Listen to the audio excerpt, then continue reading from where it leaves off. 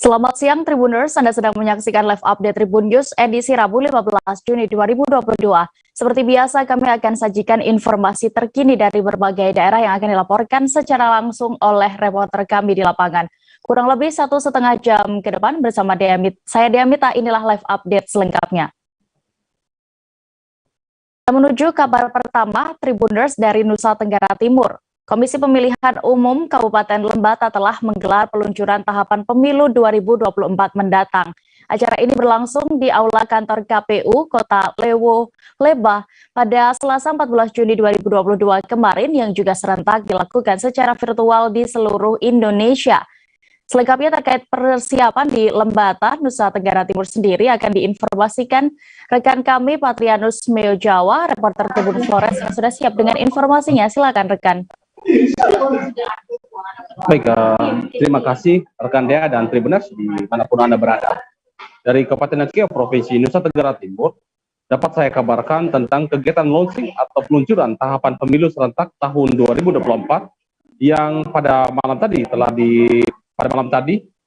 hari Selasa tanggal 14 Juni tahun 2022 telah dilakukan oleh KPUD Nagekeo yang bertempat di Aula KPUD Kabupaten Nagekeo. Tribuners, kegiatan peluncuran dan tahapan pemilu yang telah dilakukan oleh KPUD Nagekeo juga digunakan oleh KPU Nagekeo untuk melakukan sosialisasi terhadap para pimpinan partai politik maupun para tetamu undangan lain yang sempat hadir pada kesempatan malam tadi. Nah, Tribuners dan Dea, sosialisasi dimaksud antara lain soal tahapan-tahapan yang akan dilakukan oleh KPUD Nagekeo, mulai dari peluncuran hingga saat pemilihan umum presiden, DPR, DPD, DPR RI, DPRD provinsi dan DPRD kabupaten dan kota pada bulan Februari tahun 2024 mendatang, serta tahapan menuju pilkada serentak pada bulan November tahun 2024. Nah, adapun kegiatan malam tadi sudah diselenggarakan di Aula KPUD Nagekeo, dihadiri oleh para Forkopimda di Kabupaten Nagekeo, Bawaslu Kabupaten Nagekeo, para unsur pimpinan parpol serta awak media. Begitu, Dea. Baik, Tribuners, terkait ini juga rekan kami sudah mendapatkan keterangan dari Franciscus Huberwaso selaku juru bicara KPU Kabupaten Nagekeo. Selengkapnya kami tampilkan. Baik, Tribuners, saya Franciscus Huberwaso selaku juru bicara KPU Kabupaten Nagekeo. Saya menyampaikan kilas balik secuil tentang kegiatan peluncuran tahapan dan jadwal penyelenggaraan pemilu serentak tahun 2024 yang tadi malam sudah dilaksanakan, yang bertepat di Aula Kantor KPU Kabupaten Nagekeo. Dalam kegiatan launching tersebut, sesungguhnya ini merupakan kegiatan yang dilaksanakan oleh KPU Republik Indonesia dan dihadiri atau diikuti oleh seluruh satuan kerja baik di provinsi maupun di kabupaten kota. Kegiatan tadi malam begitu banyak mendapat respon antusias dari para undangan, para peserta yang hadir dari unsur Bawaslu, Forkopimda, lalu OPD terkait, Dinas Disduk Capil, rekan-rekan media, sehingga pelaksanaan kegiatan yang sudah dilaksanakan tersebut diharapkan bisa mensosialisasikan kepada masyarakat luas bahwasanya tahapan pelaksanaan untuk pemilu serentak itu sudah kita mulai di tanggal 14 Juni 2022. Pada kesempatan tersebut dalam Bupati Nina Agustina melepas banyak 410 calon jamaah haji asal Kabupaten Indramayu, Jawa Barat. Pelepasan ini dilakukan di Pendopo Indramayu pada Selasa 14 Juni kemarin. Para CJH yang berangkat kemarin merupakan para jemaah yang tergabung dalam kloter 17 bersama para pembimbingnya.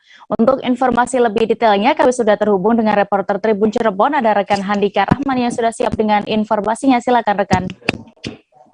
Baik, terima kasih rekan Dea dan selamat siang Tribunnews. Dapat kami informasikan ya, sebanyak 410 calon jemaah haji atau CJH bersama para pendampingnya asal Kabupaten Indramayu dilepas Bupati Indramayu Nina Agustina beserta jajaran Forkopimda. Pelepasan ini dilakukan di Pendopo Indramayu pada Selasa 14 Juni 2022. Para JJH yang berangkat tersebut merupakan para jemaah yang tergabung dalam Kloter 17. Pemberangkatan ini pun sekaligus menjadi pemberangkatan pertama para calon jemaah haji asal Kabupaten Indramayu. Mereka akan berangkat ke embarkasi haji di Bekasi dan insya Allah pada hari ini mereka akan bertolak ke Tanah Suci pada pukul 2 siang nanti. Pada kesempatan itu, Nina Agustina juga berpesan kepada para calon jemaah haji untuk menjaga kesehatan dan mentaati aturan dan arahan yang diberikan oleh para pembimbingnya masing-masing. Di sisi lain, Nina Agustina juga menilai pemberangkatan haji tahun ini menjadi momen yang spesial ya, mengingat sudah 2 tahun terakhir pemberangkatan ibadah haji ke Tanah Suci ditunda karena pandemi COVID-19. Oleh karena itu, ia turut mendoakan agar para jemaah bisa menjadi haji yang mabrur dan para jemaah juga bisa selamat dalam perjalanan menuju ke Tanah Suci maupun saat perjalanan pulang nanti. Demikian rekan Dea yang dapat kami informasikan. Baik, terima kasih rekan Handika Rahman untuk laporan Anda. Selamat kembali bertugas. Dari Jawa Barat, kita beralih ke Kalimantan Utara. Tribuners, Gubernur Zainal Paliwang melantik kepengurusan Asosiasi Pengusaha Perbatasan Indonesia atau ASPINDO di kantor Gubernur Kalimantan Utara. Menurut Zainal, pelantikan pengurus ASPINDO ini adalah yang perdana di Indonesia. Ia mengatakan sejumlah provinsi Indonesia yang memiliki perbatasan dengan negara tetangga baru Kaltara yang memiliki Asosiasi Pengusaha Perbatasan. Untuk lebih detailnya akan dilaporkan oleh rekan Maulana Ilhami Faudi, reporter Tribun Kaltara yang sudah siap di sana. Silakan rekan. Baik rekan Dea dan Tribunus, dapat disampaikan bahwa pada hari Selasa kemarin Gubernur Kaltara Zainal Paliwang melantik sejumlah orang sebagai pengurus dari Asosiasi Pengusaha Perbatasan Indonesia atau ASPINDO. ASPINDO ini dibentuk untuk sebagai wadah bagi para pengusaha yang berada atau berlokasi di wilayah perbatasan dengan negara tetangga. Mengingat Kaltara sebagai daerah perbatasan di Indonesia memiliki sejumlah titik yang berbatasan langsung, baik itu batas darat maupun laut dengan negara tetangga Malaysia. Gubernur Kaltara berpesan agar nantinya para pengurus dari ASPINDO ini mengutamakan pemenuhan kebutuhan pokok bagi masyarakat Kaltara yang tinggal di perbatasan. Ia juga meminta agar pengurus ASPINDO ini nantinya dapat berkolaborasi dan bersinergi untuk mengatasi segala persoalan terkait perdagangan dan juga ekonomi yang ada di daerah perbatasan di Kalimantan Utara. Selain itu, Ketua dari ASPINDO Kaltara, Yeni Noviana, juga berharap nantinya ke depan daerah perbatasan itu lebih diutamakan dalam pembangunan. Dia juga berharap nantinya pendekatan di daerah perbatasan tidak lagi dengan pendekatan keamanan, namun lebih kepada pendekatan kesejahteraan, sehingga nantinya masyarakat di daerah perbatasan yang ada di Kaltara itu dapat jauh lebih sejahtera dibandingkan dengan kondisi hidupnya yang selama ini kerap terpinggirkan. Demikian rekan Dea laporannya. Baik, terima kasih rekan Maulana Ilhami Faudi untuk informasi Anda. Selamat kembali bertugas. Kita beralih ke informasi berikutnya. Kepala PUPR Kota Bitung Rudi Teno secara mengejutkan diangkat menjadi penjabat atau PJ Sekretaris Daerah Kota Bitung pada Selasa 14 Juni kemarin. Rudi Teno diangkat menjadi PJ Sekda di ruang SH Sarun Dajang, kantor Wali Kota Bitung. Selengkapnya terkait pengangkatan ini akan diinformasikan rekan kami, Christian Wayungkere, reporter dari Tribun Manado yang sudah siap dengan laporannya. Silakan rekan.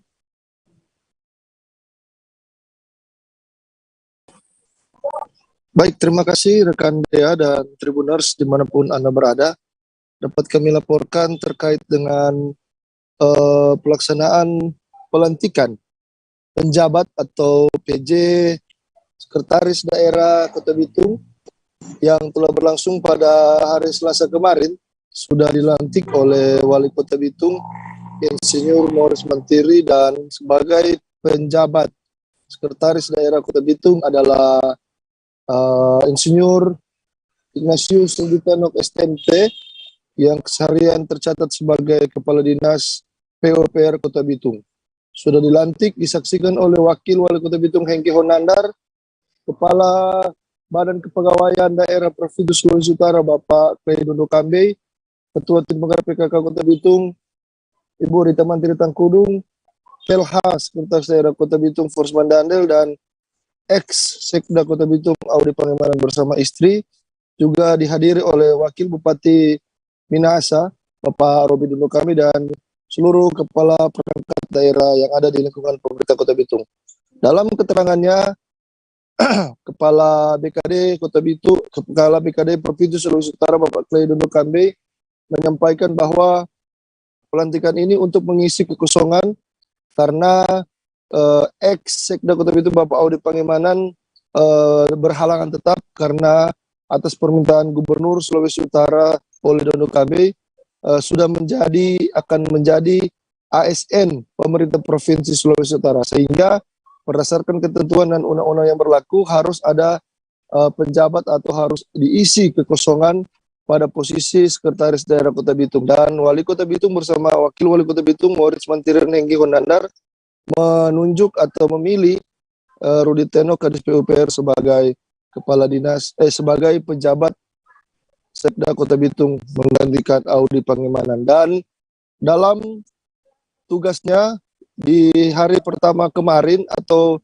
beberapa jam setelah dilantik, Rudi langsung mengumpul seluruh perangkat daerah, camat dan lurah untuk melaksanakan rapat koordinasi terbatas dan menyampaikan terkait dengan program-program yang harus digenjot penyelesaiannya. Dan juga setelah itu Rudi langsung mengumpul sejumlah wartawan yang melakukan tugas peliputan di Kota Bitung sebanyak hampir 20 atau sampai 25 orang, dan menyampaikan bahwa pemerintah Kota Bitung di bawah pemerintahan Morris Mantiri dan Hengki Honandar itu tidak anti kritik. Namun ketika memberikan kritik lewat pemberitaan harus diimbangi, harus seimbang, harus dibarengi dengan solusi ataupun konfirmasi. Jadi dalam istilah pejabat Sekretaris Daerah Kota Bitung Rudi Teno menyatakan bahwa jangan berita keras dulu baru melakukan pendekatan persuasif. Demikian rekan Dea dan Tribuners, laporan dari Kota Bitung, Sulawesi Utara. Ya, Tribuners dan rekan Christian juga sudah melakukan wawancara dan juga mendapatkan keterangan dari Kepala Badan Kepegawaian Daerah atau BKD Provinsi Sulut Clay Dondo Kambe. Berikut liputannya.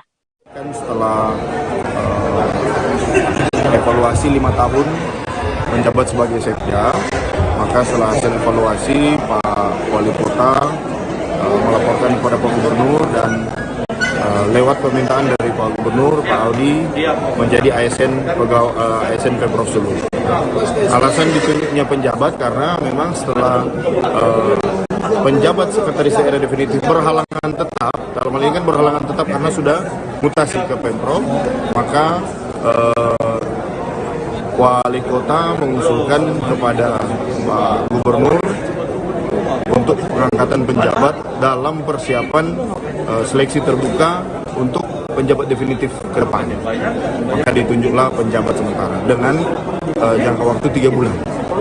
Dapat diperpanjang kembali dengan alasan tertentu, yang pasti Sekda penjabat sekarang mempersiapkan seleksi terbuka pelaksanaan penunjukan atau pelaksanaan seleksi terbuka Sekda definitif. Pak, kapan berarti sudah dipersiapkan posisi Pak Audi di provinsi ya? Dan kita di provinsi dalam beberapa waktu ke depan ada beberapa agenda pelaksanaan job fit, pelaksanaan shelter, karena ada beberapa juga pejabat pimpinan tinggi pertama yang akan purna bakti. Jadi kita berdoa bersama semua proses ini berjalan dengan lancar. Sekelompok pemuda menggelar aksi demonstrasi mengutuk aktivitas judi togel di Kota Jayapura, Papua. Masa ini berasal dari Sinode Masehi Indonesia atau KINGMI. Aksi demonstrasi tersebut berlangsung di salah satu rumah yang diduga milik seorang bandar judi togel. Selengkapnya dan juga bagaimana saat demonstrasi itu terjadi akan dilaporkan rekan kami, ada Aldi Bimantara dari Tribun Papua yang sudah siap dengan laporannya. Silakan rekan. Iya, halo Dea dan juga Tribuners. Ini dilaporkan dari kota Jayapura, Papua. Sekelompok pemuda dari gabungan Sinode Kema Injil Gereja Masehi Indonesia KINGMI di Tanah Papua melakukan aksi demonstrasi ataupun unjuk rasa mengutuk aktivitas perjudian togel yang saat ini tengah marak di kota Jayapura. Pantauan kami para awak media, aksi demonstrasi mengutuk perjudian togel yang ada di kota Jayapura tersebut berlangsung di salah satu rumah yang diduga milik bandar togel terbesar yang ada di kota Jayapura, dan ini beralamat di Kelurahan Trikora, kawasan Dok 5 Atas, Jayapura pada Selasa 14 Juni 2022. Dan berdasarkan pantauan kami pula, Dea dan juga Tribuners, dalam orasinya para demonstran ataupun pendemo ini menyuarakan menolak dengan tegas serta mengutuk aktivitas judi togel di kota Jayapura dan Papua pada umumnya yang dinilai telah meresahkan warga kota Jayapura. Sekretaris Sinode KINGMI di Tanah Papua, Pendeta Yones Wenda, juga dalam kesempatan wawancara kepada kami, para awak media, dirinya juga mengatakan bahwa ketegasan dari para tokoh-tokoh agama juga untuk mengutuk keras dan mengecam serta meminta kepada pihak keamanan dan juga DPR Papua untuk memperhatikan hal ini agar bisa diseriusi. Dan dalam orasinya begitu yang dibacakan oleh Sekretaris Sinode KINGMI di Tanah Papua, Pendeta Yones Wenda, ini ada 3 tuntutan yang diminta oleh para demonstran ataupun pengunjuk rasa begitu. Yang pertama, ini KINGMI di Tanah Papua menolak dan mengutuk judi togel di Tanah Papua yang merusak generasi muda dan masyarakat Papua. Kemudian pada poin kedua yang dibacakan begitu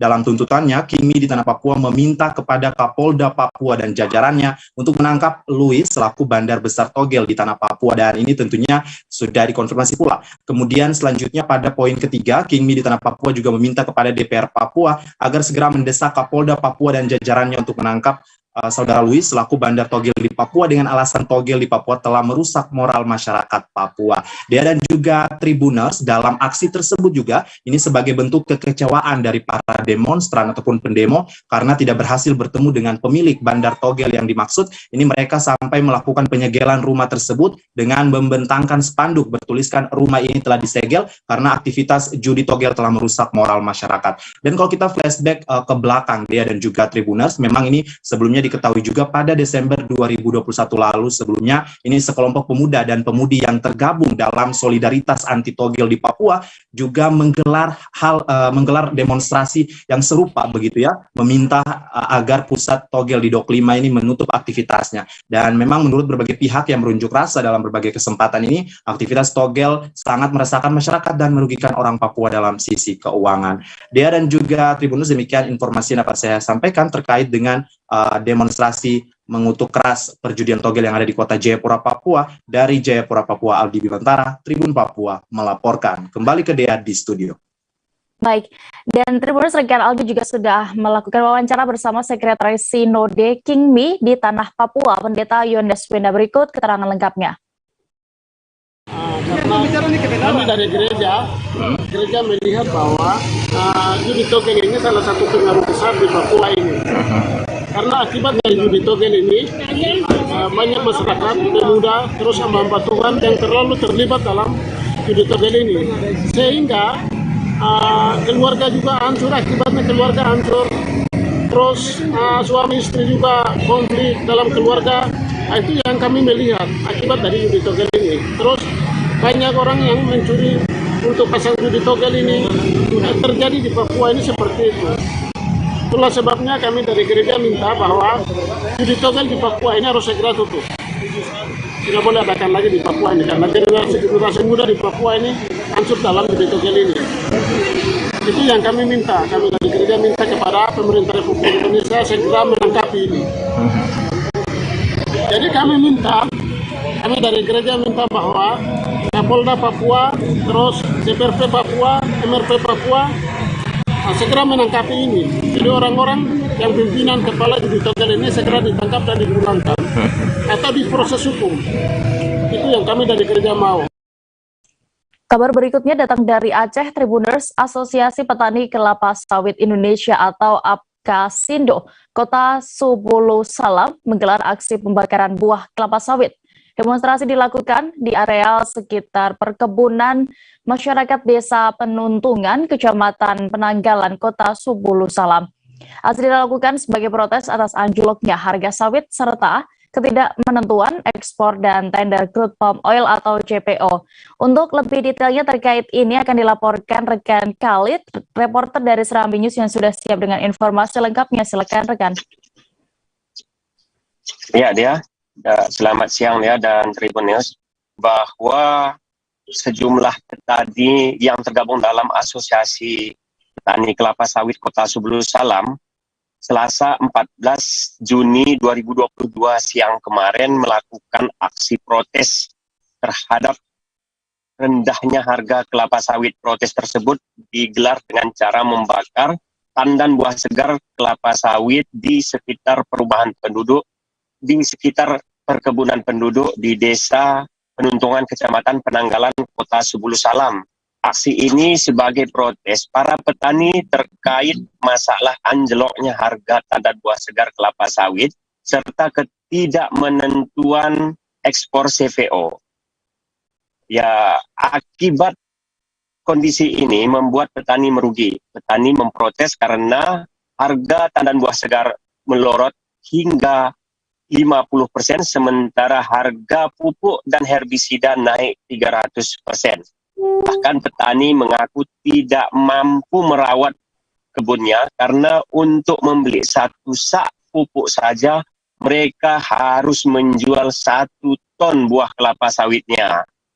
Dalam aksi tersebut dikomandoi langsung oleh Ketua APKASindo Kota Subulu Salam, Netat Tinting. Para petani yang melakukan aksi terlebih dahulu menyanyikan lagu kebangsaan yaitu Padamu Negeri. Setelahnya, para petani meminta agar Presiden Republik Indonesia Joko Widodo segera menaikkan harga tandan buah segar dengan cara memaksimalkan pengawasan terkait niaga tandan buah segar kelapa sawit. Selain kepada Presiden Joko Widodo, para petani juga meminta bantuan kepada Muldoko agar membantu para petani Indonesia yang sekarang ini sedang terpuruk. Ya, saudara Lon, bahwa dampak dari harga anjlok ini bukan hanya dirasakan oleh masyarakat Kota Subulu Salam atau petani kelapa sawit di Kota Subulu Salam dan Aceh, namun juga dirasakan oleh para petani kelapa sawit di 20 provinsi yang ada di Indonesia. Maka itu, aksi pembakaran tandan buah segar kelapa sawit kemarin itu dilakukan secara nasional, secara serentak di 22 provinsi termasuk Aceh. Begitu rekan dia. Baik, terima kasih rekan Khalid untuk laporan Anda. Selamat kembali bertugas. Kita beralih ke informasi berikutnya. Tribuners, Dinas Ketahanan Pangan Kota Tangerang mengimbau kepada para peternak di Kota Tangerang untuk tidak saling mengunjungi. Hal tersebut dilakukan guna menghindari penularan wabah penyakit mulut dan kuku atau PMK di Kota Tangerang yang tengah merebak saat ini. Untuk lebih detailnya terkait kebijakan ini akan diinformasikan oleh rekan Gilbert Semsandro, reporter Warta Kota yang sudah siap. Di sana silakan rekan. Ya, untuk saat ini penyakit mulut dan kuku yang tengah merebak di Kota Tangerang dalam waktu 3 pekan terakhir, di mana lebih dari 500 hewan ternak yang didominasi oleh hewan ternak jenis sapi terpapar atau terkonfirmasi PMK di 7 kecamatan dan juga melanda 17 pedagang di 7 kecamatan di Kota Tangerang. Dan oleh karena itu, untuk mengantisipasi lebih jauh lagi ya perkembangan PMK, Dinas Ketahanan Pangan Kota Tangerang melarang para peternak yang ada di Kota Tangerang untuk saling berkunjung ke antara peternak satu dengan peternak lainnya. Hal tersebut dilakukan guna menghindari penularan wabah dari penyakit kuku dan mulut yang terus berkembang pada saat ini di Kota Tangerang. Kepala Bidang Pertanian DKP Kota Tangerang, Ibnu Arifianto, mengatakan larangan kepada pemilik hewan ternak untuk melakukan kunjungan ke peternakan hewan lainnya, karena setiap manusia ataupun pemilik hewan ternak dapat berpotensi atau menjadi medium untuk pengantar wabah penyakit mulut dan kuku kepada hewan-hewan ternak yang berada di peternakan lain. Pasalnya penularan wabah PMK ini berkembang cepat di antara sesama individu yang berhubungan dengan hewan ternak. Selain itu, Dinas Ketahanan Pangan Kota Tangerang juga mengungkapkan bahwasanya penularan PMK tersebut bisa mencapai radius 10 km melalui pengantar udara dan 30 km melalui air. Oleh karena itu, lantaran jauhnya dampak ke radius penularan PMK ini, Dinas Ketahanan Pangan Kota Tangerang cukup ketat melakukan pengawasan terhadap para peternak yang ada di Kota Tangerang. Selain melarang para peternak untuk mengunjungi satu peternak satu dengan yang lainnya, Dinas Ketahanan Pangan Kota Tangerang juga mengimbau kepada masyarakat yang hendak membeli hewan kurban menjelang Hari Raya Idul Adha untuk hanya mengunjungi satu peternakan dalam satu hari. Pasalnya, umumnya masyarakat yang ingin berkurban selama ini selalu berkeliling antara peternakan satu dengan lainnya untuk mencari hewan ternak yang cocok sesuai dengan pilihan dari masyarakat tersebut ataupun keluarganya. Oleh karena itu, Dinas Ketahanan Pangan Kota Tangerang menyebut bagi masyarakat yang berkurban hanya disarankan mendatangi satu lokasi dalam satu hari. Dan juga bagi masyarakat yang sudah menjadi yang memiliki langganan peternak untuk dipilih menjadi hewan kurban, itu diharapkan menghubungi ataupun memesan melalui via online ataupun telepon seluler dengan cara memesan sistem pembayaran transfer. Hal itu dilakukan untuk semakin meminimalisir penularan PMK. Dan dari Dinas Ketahanan Pangan Kota Tangerang sendiri yang selama ini selalu melakukan pengecekan kesehatan dan juga pemberian obat kepada hewan ternak yang terpapar PMK, itu telah dilakukan mendatangi satu peternakan saja dalam satu hari. Pasalnya PMK ini dinilai dapat menular dari masyarakat karena memang ketika manusia mengunjungi satu peternakan yang terpapar PMK, manusia tersebut akan menginjak gabah ataupun lumpur ataupun makanan ataupun apapun yang ada di dalam kawasan peternakan yang terpapar PMK. Ketika mereka mendatangi peternakan yang bebas dari PMK, hal itu sangat berpotensi untuk menularkan kepada hewan lainnya karena radius dari udara yang sejauh 10 km itu dapat dijangkau. Oleh karena itu, Dinas Ketahanan Pangan Kota Tangerang juga Ibnu Arifianto mengatakan saat ini pihaknya menutup akses pedagang yang ingin mendatangkan hewan ternak dari Jawa Timur. Dan oleh karena itu untuk pedagang yang mendatangkan hewan ternak dari Nusa Tenggara Bima Nusa Tenggara Barat diharapkan mengirimkan lewat jalur laut dan nantinya akan diturunkan di Pelabuhan Tanjung Priok Jakarta Utara dan baru kemudian diambil oleh para pedagang. Demikian dia laporan kondisi terkini penyebaran penyakit mulut dan kuku di Kota Tangerang. Wilbersin Santur melaporkan. Selamat siang dan terima kasih. Ya, baik. Dan Tribuners, berikut juga ada hasil wawancara rekan kami bersama Kabid Pertanian Dinas Ketahanan Pangan Kota Tangerang, Ibnu Arifianto. Selengkapnya kami tampilkan. Yang 253 kemarin dibilang Pak Wali Kota itu per kapan itu Pak Kabid? Itu per minggu kemarin ya, berarti minggu 2 minggu yang lalu. Awal Juni ini? Iya, awal Juni. Oh, gitu. Baru sekarang ke angka 500? 500, ya. Gitu. Oh, siap Pak Kabid. Berarti dari hitungannya 3 minggu terakhir Pak Kabid ya? Belum sampai sebulan lah, udah langsung 500 dengan penyebaran yang begitu cepat ya Pak Kabid? Oh, siap. Tapi enaknya kesembuhannya tinggi gitu. Sekarang udah hampir 60% gitu. Berarti kalau misalkan diprediksi seminggu ke depan akan sembuh total? Ya, harapan kita menjelang yang sekarang lagi sakit nih, minggu depan sembuh gitu. Nah, harapan kita maksudnya. Durasi kesembuhan sapi ini berapa lama sih Pak Kabid? 14 hari. Enggak, paling cepat mungkin kalau misal sapi stamina. Tadi kan Pak Kabid bilang kalau imunitas tubuhnya gitu. Bersalivasi 5 hari gitu. 5 hari sampai 4 hari gitu. Paling cepat 4 hari, paling lama 14 hari. Untuk yang salivasinya nih. Mungkin ada yang sakit ringan gitu kan. Terus ada yang kukunya, yang agak berat kukunya nih, agak lama dia. Semingguan lebih nih. Oh. Apalagi tadi yang gemuk. dengan badan itu nggak Potnya nggak bisa diri. bisa diri, Ya, kakinya dia nggak makan. nggak makan, akhirnya kan puyeng juga dia, kolaps. Imunnya rendah, udah makin Oh, siap. Terus langkah dari Dinas Ketapang sendiri selain tadi langsung sosialisasi, terus tadi juga dibilang satu peternakan kalau ada satu suspek pasti nyebar. Iya. Nah, terus kasih vitamin ada lagi gak Pak Kabit yang lain? Vitamin, kasih apa lagi tuh? Apa namanya? Ya kita kan sekarang mungkin ada kondisinya reaktif ya. Setiap ada kasus ya kita obati aja gitu.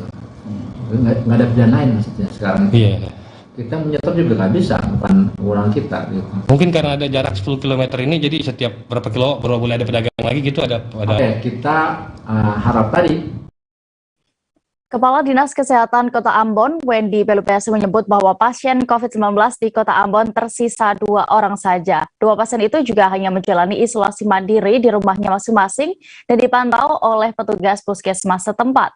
Untuk lebih detailnya terkait kondisi penyebaran COVID-19 di Kota Ambon akan dilaporkan rekan Dedi Aziz, reporter dari Tribun Ambon. Silakan rekan dengan informasi Anda.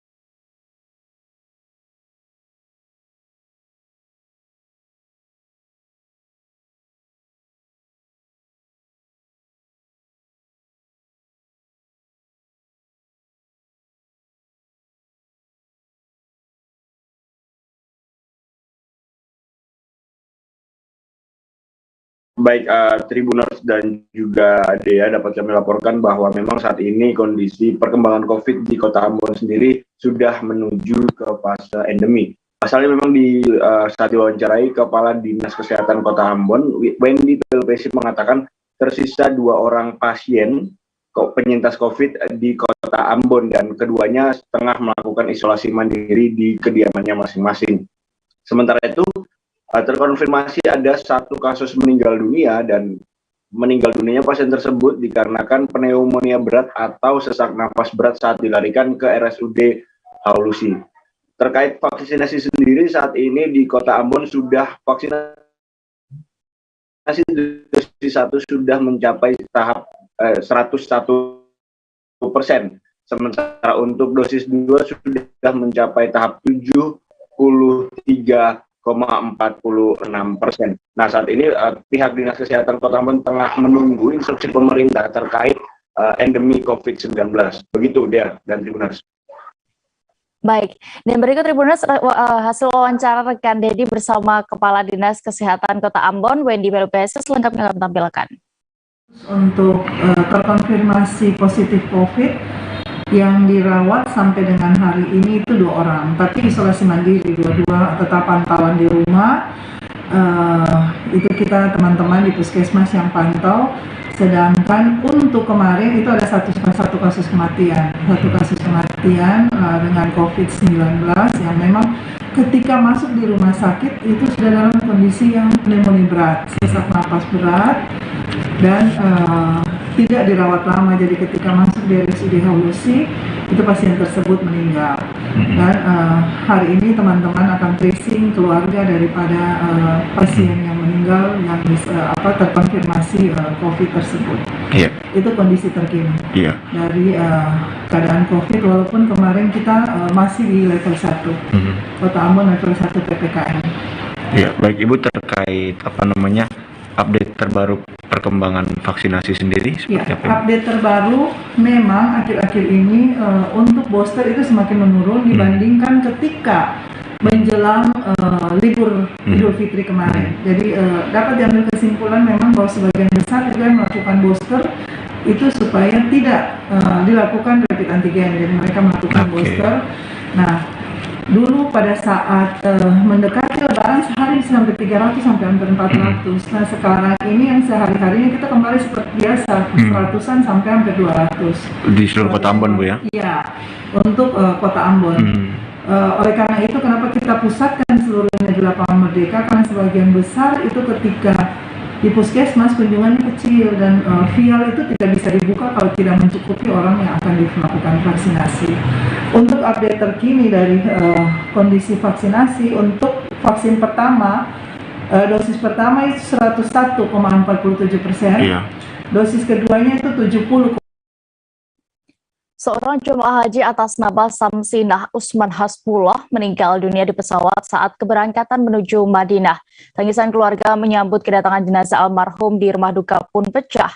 Jenazah diantarkan menggunakan ambulans dari RSUD Balangan yang dikawal oleh Dinkes Balangan dan juga bagian Kesrasetda Balangan. Untuk informasinya akan dilaporkan oleh rekan Isti Rohayanti, reporter Banjarmasin Pos yang sudah siap di sana. Silakan rekan. Baik, terima kasih Dea. Jadi benar kemarin ada salah satu calon jamaah haji dari Kabupaten Balangan yang dikabarkan meninggal dan saat perjalanan menuju Madinah, tepatnya 1 jam setelah keberangkatan dari Bandara Samsudin Nur di Banjarbaru. Jadi ketika pihak keluarga mengetahui informasi tersebut, lantas di rumah duka kesiapan dari pihak keluarga untuk menyambut jenazah juga sudah disiapkan dan jenazah datang pada hari Selasa, maksudnya pada hari Selasa 14 Juni kemarin dan langsung disambut oleh pihak keluarga setelah diterbangkan dari Bandara Kuala Namu Medan, dan jenazah juga langsung dimakamkan pada hari yang sama setelah diserahkan oleh Kementerian Agama Kabupaten Balangan dan Dinas Kesehatan Kabupaten Balangan. Dan untuk calon haji yang meninggal ini pula, Kemenak Kabupaten Balangan siap membantu untuk mengurus administrasi yang nantinya akan dilakukan oleh pihak keluarga, terutama untuk klaim asuransi. Begitu Dea. Baik, Tribuners, terkait ini juga rekan kami sudah melakukan wawancara bersama Kasih Penyelenggaraan Haji dan Umroh Kemenak Balangan, Fahmi Wahid. Berikut keterangannya. Dari jenazah ya kepada pihak keluarga itu seperti apa Pak, sambutan dari pihak keluarga nih Pak untuk jenazah ini? Ya, kita serahkan kepada pihak keluarga jenazah yang sudah ambil di bandara, dan pihak keluarga sudah menyambut dan merasa terima kasih kepada petugas jenazah sudah sampai ke desa 2 ini. Mungkin untuk kelanjutannya seperti apa Pak? Karena kan ini belum sampai ke Madinah ya. Nah itu seperti apa nantinya Pak? Kalau menyangkut masalah perjalanan, memang nanti mungkin pihak keluarga saya yang menghajikan membenarkan haji. Jadi pemerintah sampai di sana, tetapi proses administrasi aja, mungkin klaim asuransi yang ada nanti diberikan kepada jemaah yang wafat itu. Berarti ini nantinya bisa digantikan oleh pihak keluarga seperti itu apa atau gimana? Menurut aturan, kalau sudah, karena ini sudah menurut perjalanan, memasuki perjalanan, maka dianggap sudah wafat. Jadi tidak ada pergantian, kecuali meninggalnya sebelum berangkat dari rumah menuju embarkasi.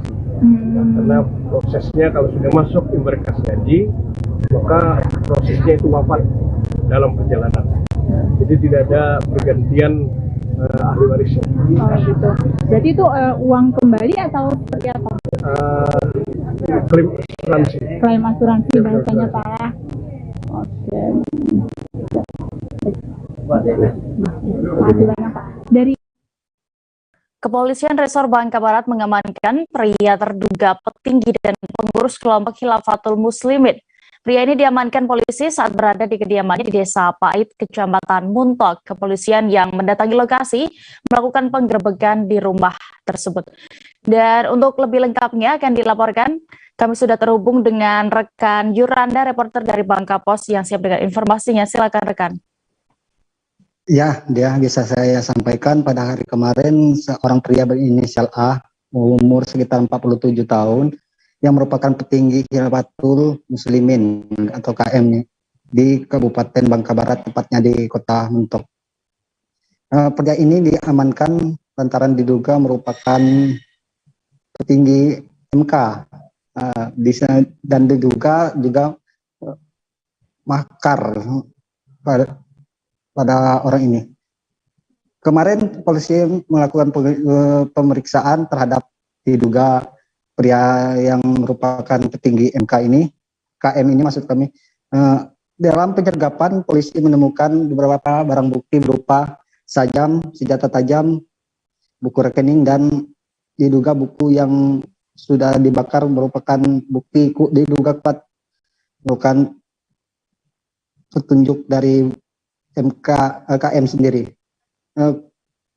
Kapolres Bangka Barat AKBP Agus Siswanto mengatakan saat ini pria berinisial A ini sedang dalam proses pemeriksaan lebih lanjut oleh pihaknya. Mereka juga telah mengamankan barang bukti berupa bendera yang bertuliskan Khilafatul Muslimin. Berdasarkan informasi yang kami himpun di lapangan dari tetangganya tetangganya pria ini mengaku pria ini kesehariannya merupakan tukang bekam atau terapi kesehatan dan juga ruqyah. Kata Purwati mengatakan saat diwawancara kemarin, beliau ini orangnya tertutup pada orang lain, sedangkan terhadap tetangganya mereka ini sangat terbuka dan tidak ada gelagat yang mencurigakan terhadap pria ini dan hanya membuka praktek bekam kesehatan dan ruqyah saja. Begitu dia yang bisa saya sampaikan. Baik, terima kasih rekan Juranda untuk laporan Anda dari Bangka. Selamat kembali bertugas. Kita beralih ke Jawa Timur. Tribuners, narapidana berinisial AR mencoba bersekongkol memasukkan smartphone ke dalam lapas yang ditanam di kue ulang tahunnya. Alih-alih meniup lilin dan juga makan kue tar tersebut, kini AR terpaksa harus meringkuk ke strafe cell. Untuk lebih detailnya terkait kasus ini akan dilaporkan rekan Luhur Pambudi, reporter dari Tribun Jatim yang sudah bergabung bersama kami di sana. Silakan, rekan. Baik ya, jadi upaya penyelundupan ponsel bermodus mengemas dalam kue tar untuk perayaan ulang tahun digagalkan petugas lapas Banyuwangi pada Senin 13 Juni siang. Jadi temuan ini didasarkan pada sebuah mekanisme screening terhadap kiriman bawaan pengunjung yang diserahkan pada orang warga binaan yang ada di dalam lapas yang terjadi siang hari ya. Jadi ada dua pengunjung yang berinisial DA dan AA berusaha untuk mengirimkan sebuah paket berisi dengan dan informasi awal berisi kue tar yang dititipkan pada petugas untuk diserahkan pada seorang warga binaan berinisial AR atas kasus narkotika dengan kurungan masa hukuman 5 tahun 4 bulan. Ketika mekanisme screening dilakukan oleh pihak petugas, ternyata pada kue tar tersebut di bagian rongga dalamnya terdapat sebuah benda mencurigakan. Ketika dibuka ternyata benda mencurigakan tersebut adalah sebuah ponsel yang tentunya dilarang benda tersebut berada atau dalam penguasaan oleh warga binaan yang ada di dalam lapas ataupun rutan. Untuk penyelidikan lebih lanjut, dua pengunjung tersebut langsung dilakukan pemeriksaan oleh pihak petugas lapas dan termasuk juga AR. Dalam pemeriksaan tersebut melibatkan dari pihak Satres Narkoba Polresta Banyuwangi. AR kepada petugas atau si penerima kue tar itu berdalih tidak tahu menahu tentang adanya kue tar termasuk dengan sebuah ponsel yang ditanam di dalamnya. Penyelidikan itu masih berlangsung hingga saat ini dan kami akan terus update perkembangan lebih lanjut. Dan pihak Kemenkumham Jatim memang berkomitmen untuk menangkal segala bentuk upaya penyelundupan benda-benda terlarang yang diupayakan oleh pihak luar terhadap orang yang sedang menjalani masa binaan yang ada di dalam lapas atau rutan.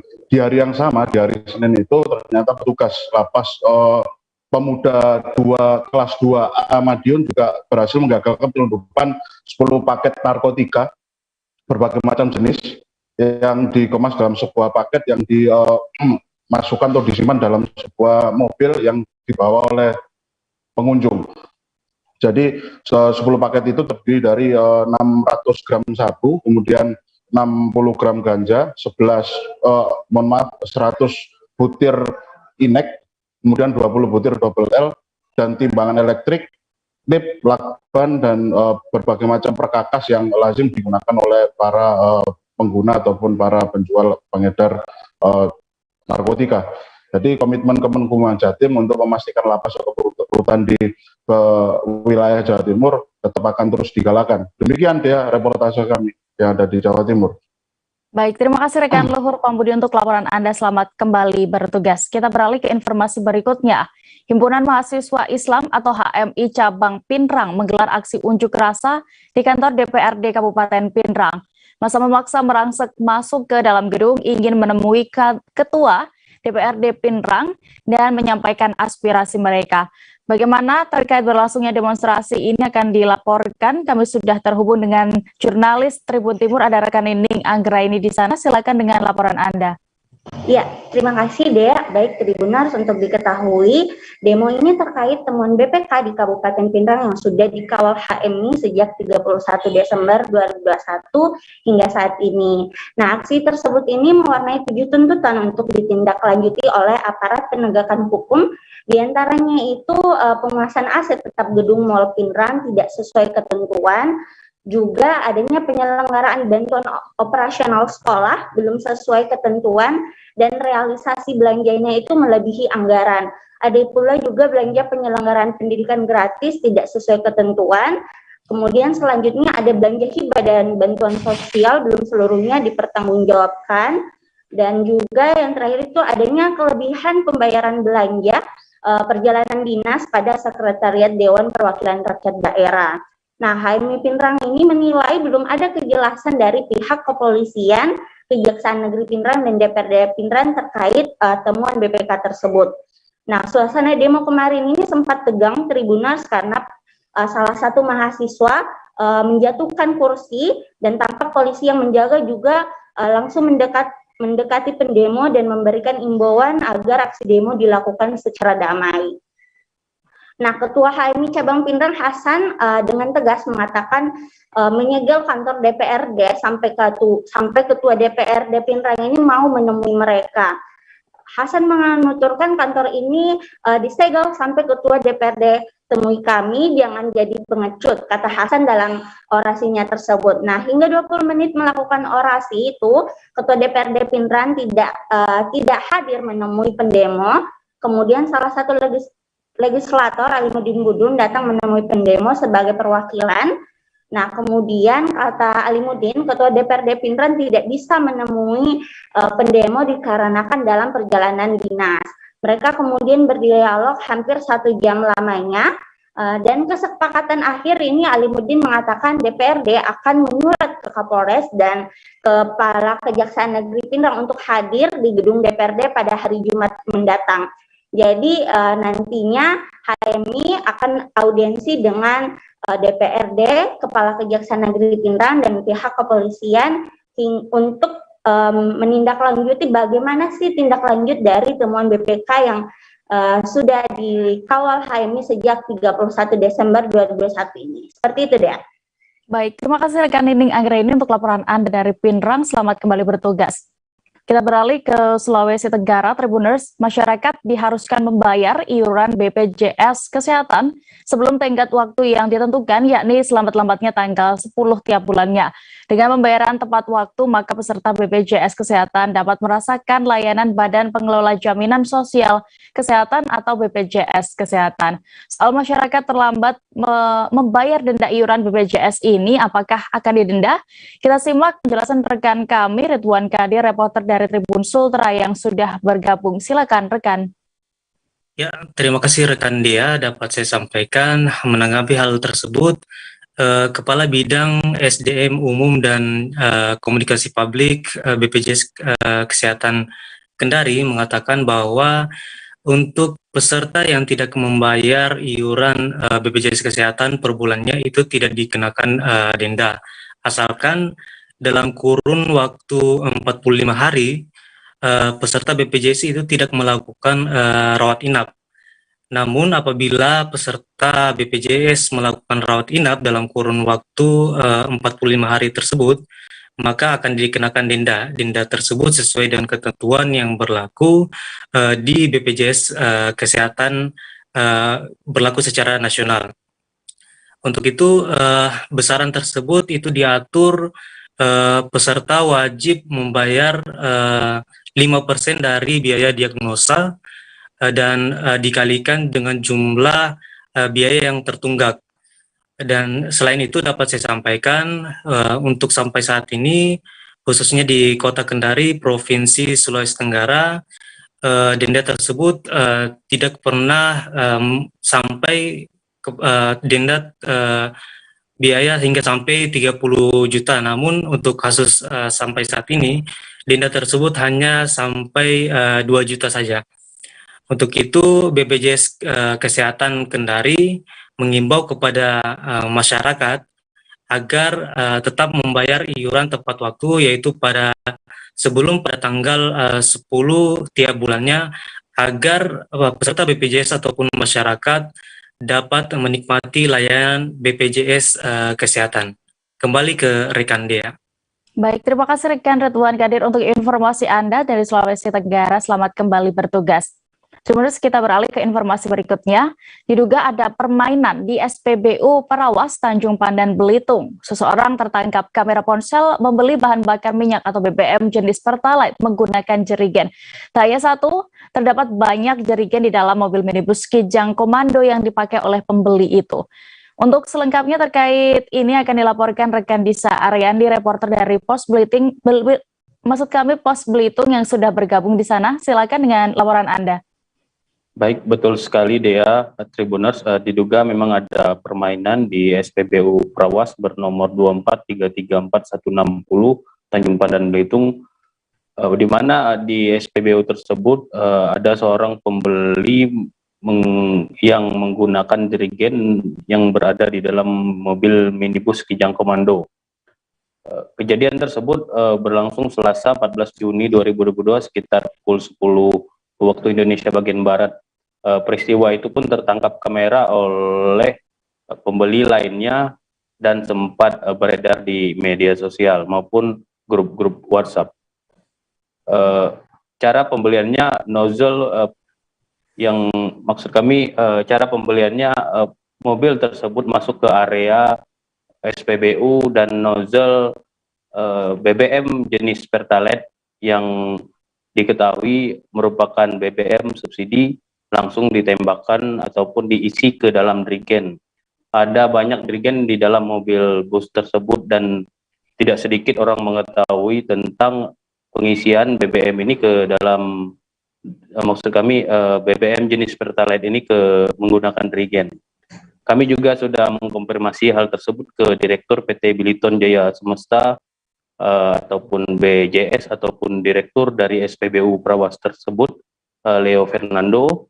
Ia mengaku sudah maksud kami dia saat itu sedang berada di luar kota dan sudah tahu tentang peristiwa pengisian BBM jenis Pertalite menggunakan jerigen tersebut.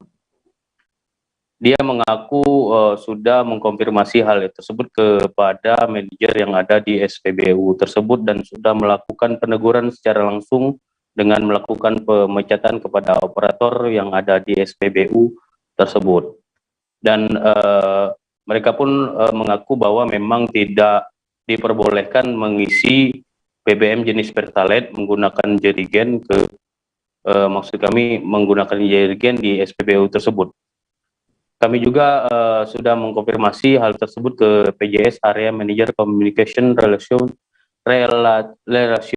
CSR Pertamina Regional Sumatera Bagian Selatan Haris Hanjansa pada Selasa 14 Juni 2022.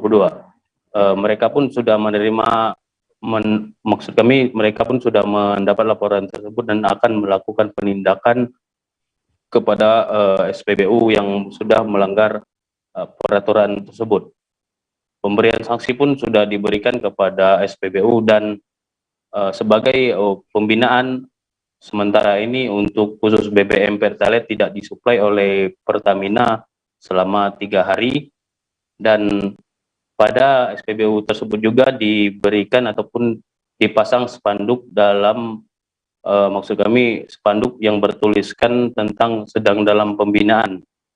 Ia pun menghimbau bagi masyarakat yang mengetahui tentang perihal seperti itu agar segera melapor kepada pihak berwajib maupun melalui Pertamina Call Center. Demikian dia kembali ke studio. Baik, terima kasih rekan Disa untuk informasi Anda. Selamat kembali bertugas. Kita menuju kabar berikutnya dari Kalimantan Timur. Seorang warga Kecamatan Sepaku, Kabupaten Penajam Pasir Utara, hilang dan diduga diterkam buaya pada Selasa 14 Juni 2022 kemarin. Pencarian pun masih terus dilakukan hingga hari ini Rabu 15 Juni. Dan untuk bagaimana kronologi kejadian ini dan perkembangan dari pencarian akan diinformasikan rekan Nita Rahayu, reporter dari Tribun Kaltim yang sudah bergabung di sana. Silakan rekan. Baik, terima kasih rekan dia di studio. Dapat kami laporkan bahwa seorang warga Kecamatan Sepaku, Kabupaten Penajam Pasir Utara diduga diterkam buaya pada Selasa 14 Juni 2022 kemarin. Hal itu diketahui setelah korban yang awalnya berangkat bersama 2 orang temannya dengan maksud untuk memancing ke laut, namun terlebih dahulu mereka mencari umpan ke muara pantai Sungai Lob. Namun saat korban menyelam untuk mencari umpan, beberapa menit kemudian korban tidak muncul ke permukaan. Barulah setelah selang 10 menit, korban kemudian terlihat muncul ke permukaan, namun posisinya berada di mulut buaya. Hingga saat ini pencarian terus dilakukan dengan melibatkan beberapa tim seperti dari BPBD dan Ramil, Polsek, Satpol PP dan warga serta keluarga korban itu sendiri. Sejak pencarian yang dilakukan siang kemarin hingga pada siang hari ini pun ternyata belum membuahkan hasil sama sekali. Pencarian pun diperluas hingga 2 km ke area Pantai Ici, karena di area yang pertama kali korban ditemukan itu ternyata belum ditemukan titik terang sampai saat ini. Kemudian dari pihak keluarga juga mengatakan, saya kira dia, bahwa jika 3 hari korban tidak berhasil ditemukan, maka pihak keluarga akan melakukan ritual untuk mempermudah pencarian. Demikian dapat kami laporkan. Baik, terima kasih rekan Nita untuk laporan Anda dari Kalimantan Timur. Selamat kembali bertugas. Kita beralih ke Riau, Tribuners. Rumah milik pengusaha rumah makan di Kelurahan Sorek 1, Kecamatan Pangkalan Kuras, Kabupaten Pelalawan terbakar. Si jago merah menghanguskan bangunan permanen itu ketika pemiliknya sedang berjualan. Untuk kronologi lengkapnya akan dilaporkan rekan kami, reporter dari Tribun Pekanbaru. Sudah ada rekan Johannes Tajung yang bergabung di sana. Silakan, rekan. Baik, terima kasih rekan Dea dan selamat siang semua Tribuners dimanapun Anda berada. Kebakaran hebat melanda sebuah rumah di Kelurahan Sorek 1, Kecamatan Pangkalan Kuras, Kabupaten Pelalawan, Provinsi Riau pada Senin sore lalu. Bangunan beserta isinya nyaris ludes semua dilalap api. Diketahui kebakaran melanda rumah milik seorang warga bernama Tukirin alias Gondrong yang terletak tepatnya di Jalan Lintas Timur, Kampung Tengah, Kelurahan Sorek 1. Tepatnya di samping kantor pos Sorek 1. Si jago merah menghanguskan bangunan permanen itu ketika pemiliknya bernama Tukirin pada saat itu sedang berjualan. Diketahui Tukirin dan istrinya membuka usaha pecel lele yang jaraknya memang hanya berjarak sekitar 30 meter dari lokasi kejadian atau dari rumahnya.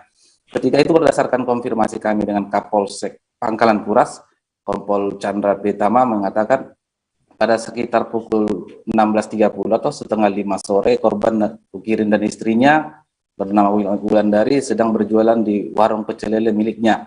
Pada saat itu istri korban, maksud kami, Wulandari mendengar teriakan minta tolong atau teriakan kebakaran dari arah rumah, dari komplek rumah mereka.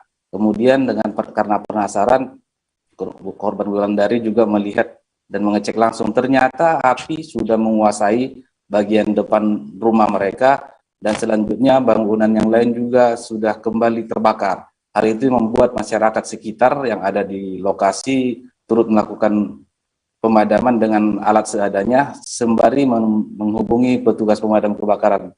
Tidak berapa lama 2 unit mobil pemadam kebakaran atau mobil damkar milik pemerintah kecamatan dan juga milik perusahaan PT Ararabadi tiba di lokasi.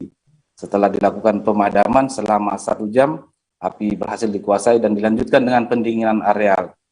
Tidak banyak barang-barang yang bisa diselamatkan oleh masyarakat milik korban dan diketahui tidak ada korban jiwa maupun korban luka dalam insiden tersebut. Namun hanya menimbulkan kerugian material terhadap korban yang diperkirakan sekitar 350 juta rupiah.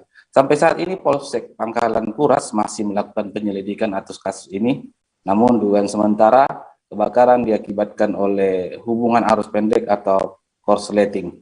Kembali ke studio, demikian laporan kami, Yohanes Tanjung, jurnalis Tribun Pekanbaru.com yang bertugas di Kabupaten Pelalawan. Kembali ke studio rekan Dea.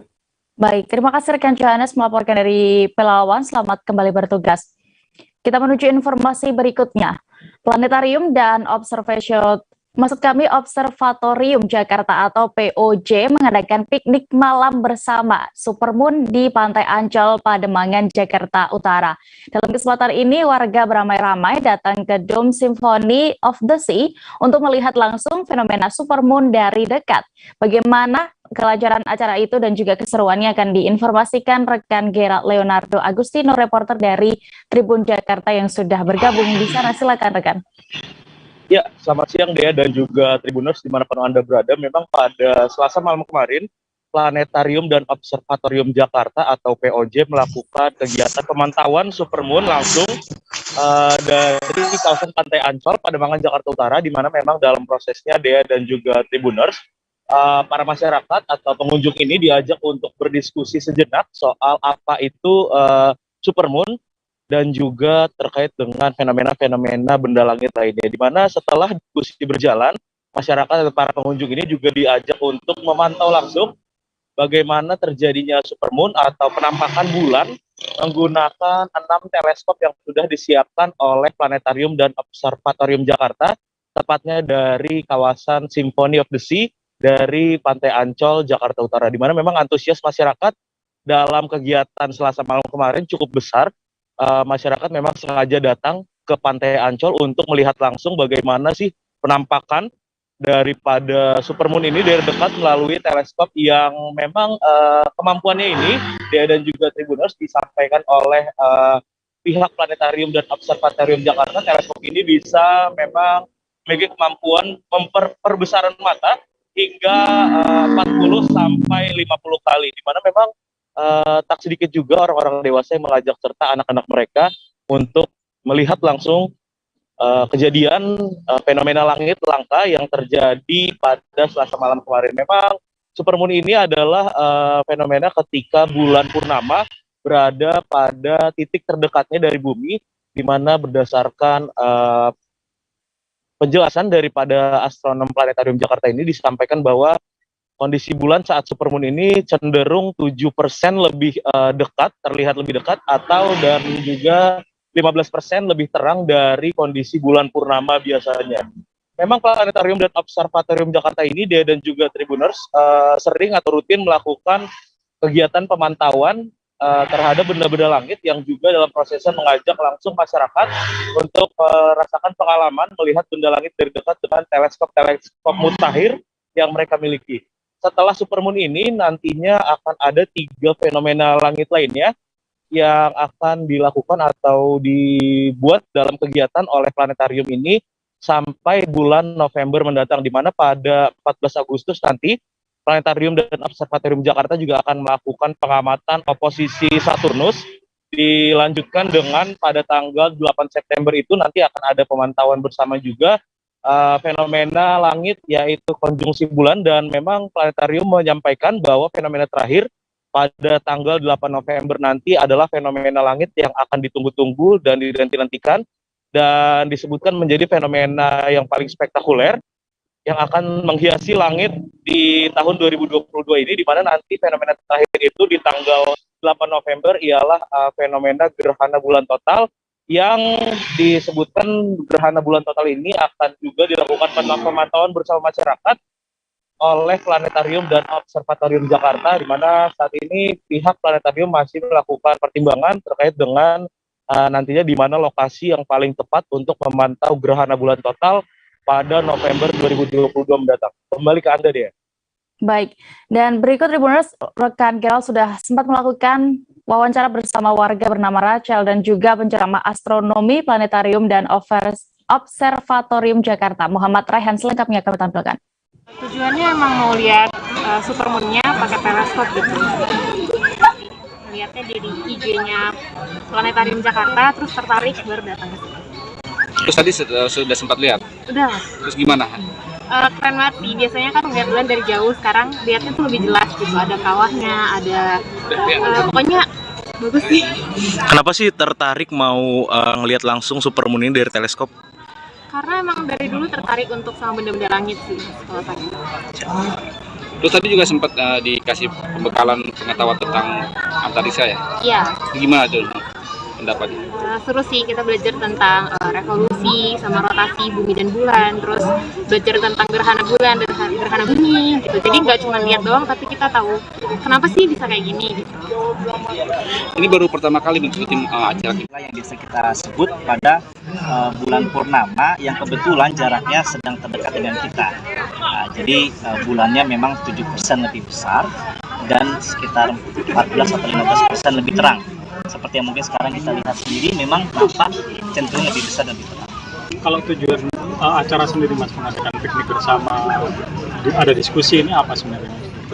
Ya, tentu saja kami dari Planetarium dan Observatorium Unit Pengelola Pusat Kesenian Jakarta Tanggal 9 Marzuki merasa memiliki tanggung jawab moral untuk mengenalkan astronomi kepada masyarakat, khususnya masyarakat Jakarta. Dan bahwa memang setiap tahun banyak sekali fenomena astronomis yang menarik untuk kita kenalkan kepada masyarakat dan juga sebagai bahan edukasi buat anak-anak sekolah ya, tentu saja untuk masyarakat umum juga, bahwa memang setiap bulan kita memiliki bulan purnama, tapi kadang ada bulan-bulan tertentu di mana bulan purnamanya lebih indah, lebih menarik, dan secara saintifik juga bisa memberikan kita banyak masukan terkait misalnya dengan fenomena pasang surut maksimum misalnya. Jadi ada berapa teleskop sih yang disiapkan oleh Planetarium Jakarta? Ya, untuk bisa melayani masyarakat kita menyiapkan 3 teleskop untuk publik, 1 kita gunakan untuk relay atau live streaming. Tapi memang kita juga membawa 2 teleskop cadangan jika lebih banyak lagi yang datang ya. Jadi total ada 6 teleskop yang kita siapkan. Nah, melalui teleskop, bulan yang kelihatan menggunakan mata biasa itu cukup kecil meskipun cukup terang. Melalui teleskop Kita beralih ke informasi berikutnya, Tribuners. Puluhan pecinta alam menggelar kegiatan penanaman pohon di kawasan hutan lindung Gunung Dempo, terutama di kawasan jalur pendakian Dempo. Mereka ini bergabung dalam relawan pecinta Gunung Dempo melalui komunitas Jejak Dempo. Untuk bagaimana pelaksanaannya akan diinformasikan rekan kami, Wawan, reporter dari Sriwijaya Post yang sudah bergabung. Silakan rekan. Ya, terima kasih rekan Dea, Tribuners. Hari ini sebanyak 40 pendaki yang tergabung dalam relawan pendaki Gunung Dempo dalam komunitas Jejak Dempo melakukan aksi sosial dengan melakukan penanaman pohon di kawasan di sepanjang jalan jalur menuju puncak Gunung Dempo. Aksi ini ditenggarai adalah untuk meremajakan kawasan hutan, terutama di kawasan jalur pendakian Gunung Dempo. Ada sebanyak 40 pendaki, namun dari 40 pendaki, 23 yang akan melakukan penanaman di sepanjang jalur pendakian tersebut.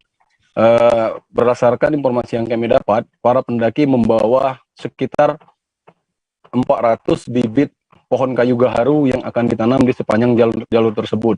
Mereka akan melakukan penanaman selama 2 hari dari tanggal 15 Juni 2022 sampai besok tanggal 16.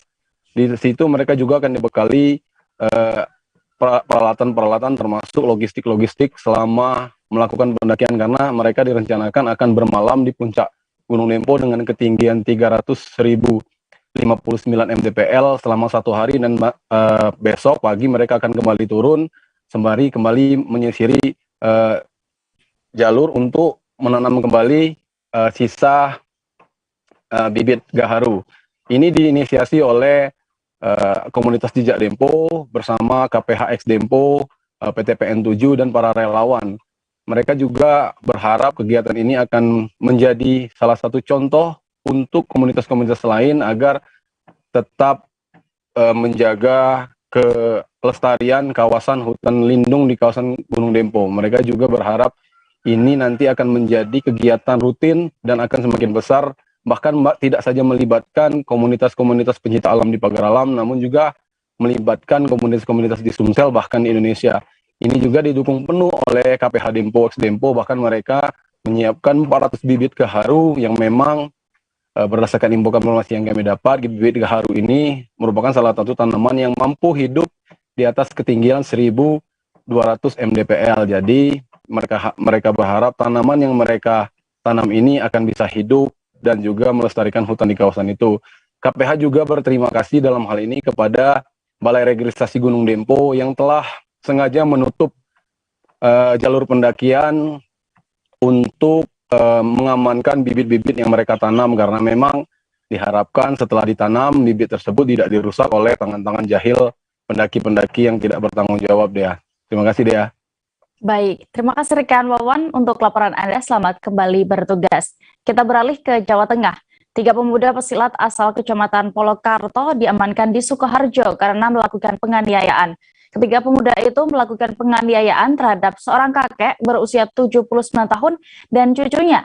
Untuk kronologi kejadian dan juga apa penyebab pengeroyokan ini akan dilaporkan rekan Erlangga Bima Sakti, reporter Tribun Solo yang sudah bergabung. Silakan rekan.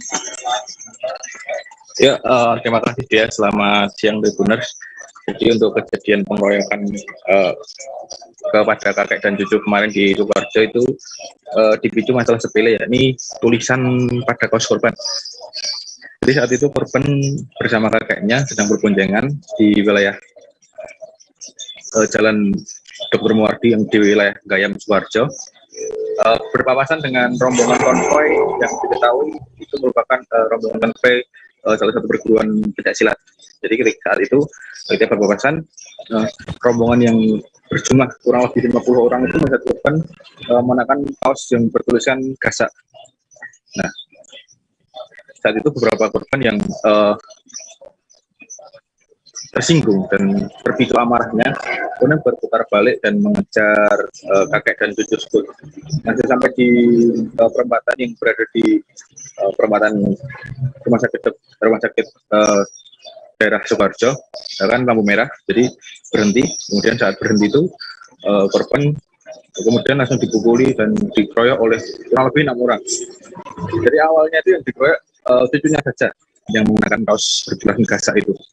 Kemudian kakeknya yang melihat cucunya dipukuli itu bermaksud ingin melerai, namun malah justru sang kakek juga ikut dipukul dan sempat diinjak kakinya dan bahkan sampai pingsan di pinggir jalan kakeknya tersebut. Dan setelah melakukan kekerasan itu, penganiayaan itu, 6 orang itu kemudian juga meminta kaos yang bertuliskan gasak itu dari korban dilepas kemudian dibawa pergi. Nah, dan korban melaporkan kejadian itu ke polisi dan setelah ditelusuri ketiga pelaku diamankan di wilayah Polokarto dini hari. Saat itu sedang berkumpul diamankan di satu tempat yang sama sebanyak 3 pelaku. Dan untuk 3 pelaku lain saat ini masih dalam pengejaran. Nah, sebagai informasi itu para pelaku akan disangkakan pasal 170 KUHP tentang penganiayaan dengan hukuman maksimal 5 tahun 6 bulan penjara. Dan kemarin juga Tribuners, saya sempat berwawancara dengan salah satu pelaku. Memang inisiatif itu muncul karena mereka merasa tersinggung dengan kaos yang dikenakan korban. Dan menurut mereka itu kaos yang dikenakan korban mengejek perguruan silat mereka. Dan sebelumnya keduanya juga tidak saling mengenal, jadi memang hanya melihat orang tidak dikenal menggunakan kaos itu dan mereka terpancing amarah dan kemudian melakukan pengeroyokan. Demikian. Baik, Tribuners, berikut juga keterangan dari Kasat Reskrim Polres Sukoharjo AKP Teguh Prasetyo terkait kasus ini yang sudah didapatkan rekan Bima. Berikut informasinya. Di muka umum, dasar laporan polisi nomor LPB 96 Polres Sukoharjo pada tanggal 12 Juni 2022.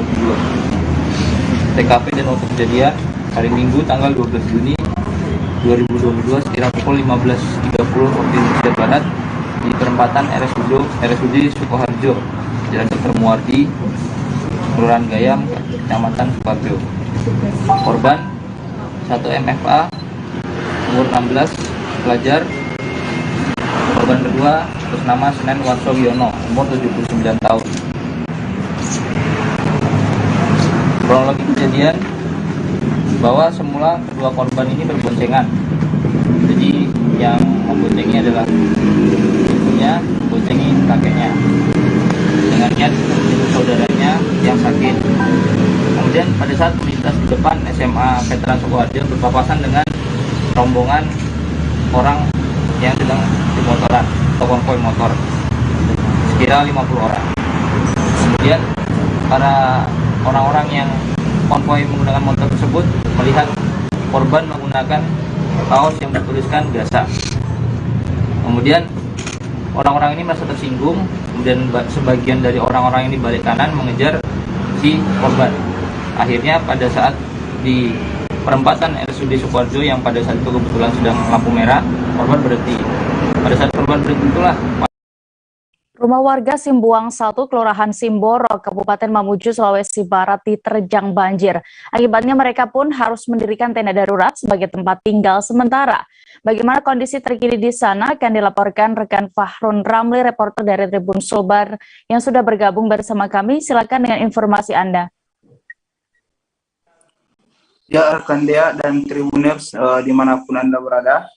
Saya mampu melaporkan bahwa di Kabupaten Mamuju, Sulawesi Barat ini pada hari Minggu tanggal 12 Juni 2022 kemarin itu diterjang banjir akibat hujan deras dan menyebabkan meluapnya Sungai Karema yang merendam 327 rumah warga, di mana rumah warga ini memang berada di pinggir kali Sungai Karema, sehingga pada saat sungai itu meluap, rumahnya pun diterjang banjir atau disapu rata dengan luapan air sungai tersebut, sehingga menyebabkan sekitar 27 rumah warga itu mengalami rusak parah dan tak lagi layak huni. Salah satu warga yang ditemui Bapak Rustan ini di Simbuang 1, tepatnya di Kabupaten Mamuju, itu akhirnya mendirikan tenda-tenda darurat untuk ditempati sementara sehingga dalam proses perbaikan rumahnya, di mana rumahnya ini sudah tidak layak lagi untuk ditempati karena terjangan atau hantaman banjir yang melanda 3 hari yang lalu itu, sehingga para warga tersebut mendirikan tenda-tenda posko di bantaran Sungai Karema ini untuk ditempati secara sementara atau dihuni sementara. Sementara itu, Kepala Badan Penanggulangan Bencana Daerah BPBD Kabupaten Mamuju mengatakan akan menyalurkan sejumlah bantuan kepada warga yang rumahnya rusak ini, utamanya bantuan dalam membantu memperbaiki rumahnya yang ada di bantaran sungai ini sehingga kembali dapat ditempati. Namun hingga saat ini di hari Rabu tanggal 16 Juni 2022 puluhan tenda posko masih berdiri atau tenda sementara masih berdiri di pelataran sungai ini karena bantuan dari pihak BPBD Kabupaten Mamuju belum sampai ke para tenda pengungsi ini, sehingga para warga yang rumahnya rusak dan tak layak huni lagi itu masih berada di bawah tenda-tenda posko di tenda terpal bersama keluarganya untuk ditempati atau dihuni sementara. Seperti itu rekan Dea yang dapat saya laporkan dari Kabupaten Mamuju, Sulawesi Barat. Baik, terima kasih rekan Fahrun untuk informasi Anda. Selamat kembali bertugas. Kita beralih ke informasi berikutnya. Tribuners, Festival Teluk Jailolo tahun 2022 ini akan digelar pada bulan ini. Sesuai jadwal pelaksanaan, FTJ dilangsungkan selama 3 hari, yakni 15 hingga 18 Juni mendatang. Adapun rangkaian kegiatan pada perhelatan FTJ tahun ini salah satunya adalah ritual Sigo Finggolo. Terkait apa ritual itu sendiri akan diinformasikan oleh rekan Faisal Amin, reporter dari Tribun Ternate yang sudah bergabung bersama kami. Silakan rekan. Ya, selamat siang sahabat Tribuners. Nah, saat ini saya berada di lokasi penyelenggaraan Festival Teluk Jailolo yang direncanakan Festival Teluk Jalolo sendiri berlangsung dari tanggal 15 hingga 18 Juni mendatang. Nah, untuk rangkaian kegiatan Festival Teluk Jalolo sendiri ada beberapa rangkaian. Salah satu di antara rangkaian kegiatan yaitu kegiatan Sigofingolo.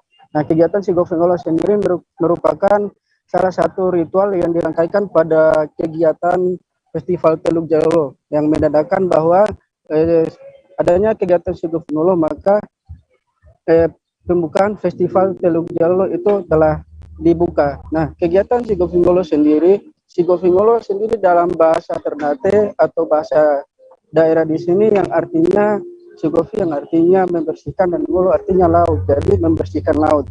Nah, kegiatan ini dilangsungkan setiap tahunnya. Nah, kegiatan Sigofingolo sendiri itu para peserta atau peserta ritual ini yang terdiri dari masyarakat adat dan juga dari Kesultanan Jalolo menggunakan juanga atau perahu atau lapangan FTG menuju satu yang berada di depan Teluk Jalolo. Nah, Pulau Boboa sendiri merupakan salah satu pulau yang dianggap keramat oleh masyarakat Halmahera Barat, khususnya di warga Jalolo.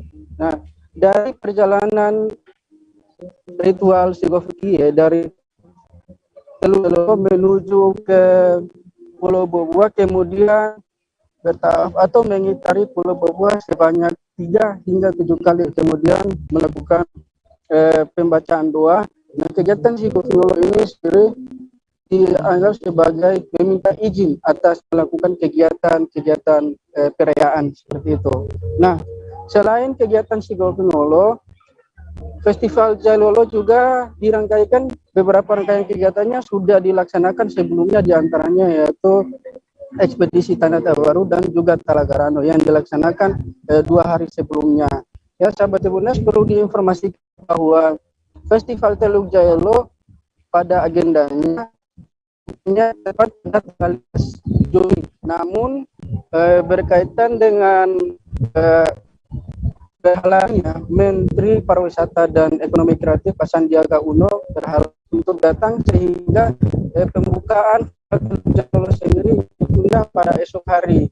Nah, kedatangan Menteri Sandiaga sendiri ke Halmahera Barat selain membuka Festival Teluk Jalolo atau acara Festival Teluk Jalolo, agenda utamanya yaitu visitasi ke Desa Wisata Lapasi atau Desa Lako Akelamu yang mendapat anugerah sebagai anugerah Desa Wisata atau ADWI tahun 2022 mewakili Maluku Utara.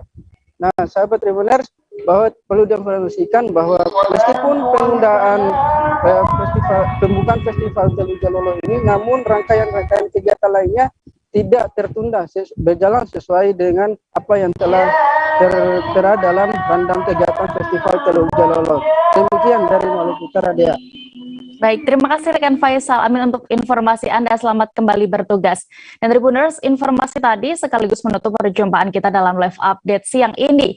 Lantaran masih di tengah pandemi, kami kembali mengingatkan Anda untuk tetap menerapkan protokol kesehatan dimanapun berada meski sudah terdapat kelonggaran dari pemerintah. Jangan lupa juga Tribuners saksikan acara selanjutnya travel update di seluruh kanal YouTube Tribun Network. Saya Dea Mita beserta kru yang bertugas pamit. Terima kasih dan sampai jumpa.